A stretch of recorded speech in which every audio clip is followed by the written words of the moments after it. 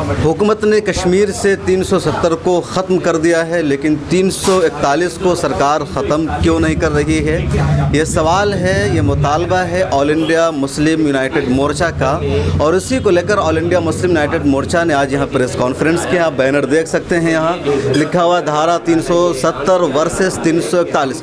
370 आप सबको मालूम है, हम बता चुके हैं, अब दुनिया भर में देख रहे हैं।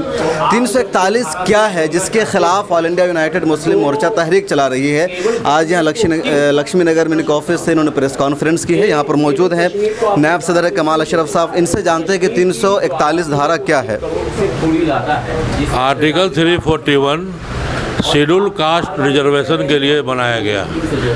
1950 में प्रेसिडेंशियल ऑर्डर के जरिए इसमें एक शर्त लगा दिया गया कि सिर्फ हिंदू रिलीजन को ही शेड्यूल कास्ट माना जाएगा। 1956 में सिख आ गए, 1990 में बुद्धिस्ट आ गए। मुसलमानों को जोड़ने के लिए 1994 से डॉक्टर एजाज अली की लीडरशिप में हम लोग इस मूवमेंट को चला रहे हैं, और यही वजह है कि जो मुसलमानों की एक बड़ी आबादी है मेन स्ट्रीम से बाहर हो गई।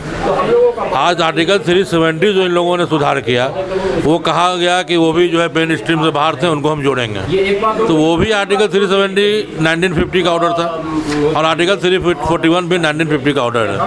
तो मोर्चा ये डिमांड करती है माननीय प्रधानमंत्री जी से कि 370 कर दिया, 341 भी आप कर दीजिए। जो 341 से मुसलमानों को किस तरह का नुकसान होता है, ज़रा बताएंगे? देखिए, जो सहूलत दी गई दलितों को, रिजर्व कंस्टिट्यूंसी दिया, आप कम नंबर लाने पर IAS IPS बनने पर सहूलत दिया, पंचायत से लेकर विधायक और लोकसभा तक मौका दिया, इंटरेस्ट फ्री लोन दिया, उनके गांव में जो है सड़क होगा, बिजली होगी, स्कूल होगा, मतलब जीने से मरने तक सारी सहूलत उसमें दी गई है। ऐसी कौन सी सहूलत है जो शेड्यूल कास्ट को नहीं है? बट मुसलमानों की भी जो कुछ जाति ऐसी जिसको रिजर्वेशन हासिल है, मुसलमानों को जो है सिर्फ OBC में रखा गया, और OBC की हालत आप जान ही रहे हैं कि सोशली एजुकेशनली जो बैकवर्ड्स हैं, तो उनको कहा गया था कि नौकरी में और एजुकेशन में इनको रिजर्वेशन मिलेगा। तो कोई सरकारी स्कूल में पढ़ना नहीं चाहता है और सरकार के पास नौकरी नहीं है, तो क्या बेनिफिट मिलेगा उनको? यहाँ पर मोर्चा के जनरल सेक्रेटरी रियासुद्दीन साहब है, इनसे जानते हैं 341 के बारे में। आप लोगों ने अब तक जो लड़ाई लड़ी है 341 के बारे में, तो लड़ाई कहाँ तक पहुँची आप लोग? देखिए, 1994 में डॉक्टर एजाज अली साहब के नेतृत्व में ये लड़ाई शुरू की गई और अच्छा अचीवमेंट मिला। वहाँ के बिहार से जो है कि 2000 में हम लोगों ने बिहार विधानसभा से प्रस्ताव को पारित करवाया, केंद्र को भिजवाया। 2005 में यूपी विधानसभा से पारित करवाया। उसके बाद 2009 में जो है कि आंध्र प्रदेश की हुकूमत से पारित करवाया। तो मोर्चा ने जो कि बहुत सारी अचीवमेंट किए, यहाँ तक के सच्चर कमेटी से प्रस्ताव को पारित कराने में बहुत बड़ा मोर्चा का योगदान रहा है डॉक्टर साहब का। उसी तरह से समीक्षा आयोग। बट ऐसा लगता है इस लड़ाई में आप लोग तनहा है, मतलब मोर्चा वाहिद ऑर्गेनाइजेशन है जो 341 की बात करती है, दूसरी कोई ऑर्गेनाइजेशन या कोई तहरीक इस मुद्दे को नहीं छेड़ती है।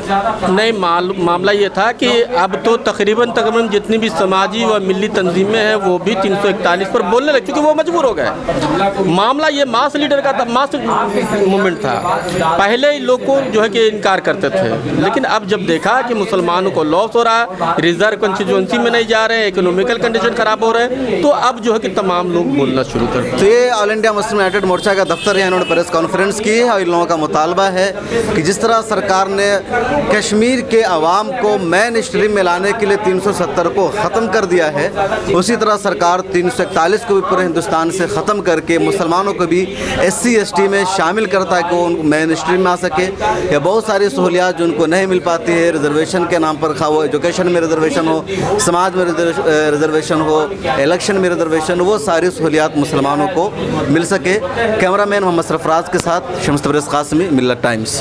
मिल्लत टाइम्स की वीडियोस देखने के लिए यहाँ क्लिक करके सब्सक्राइब करें और हाँ, बेल आइकन जरूर दबाएं।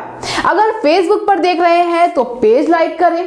ताज़ा तरीन खबरों और मज़ामीन के लिए विजिट करें हमारी वेबसाइट www.millettimes.com। हमारी ये वेबसाइट उर्दू, हिंदी, इंग्लिश तीनों लैंग्वेज में मौजूद है।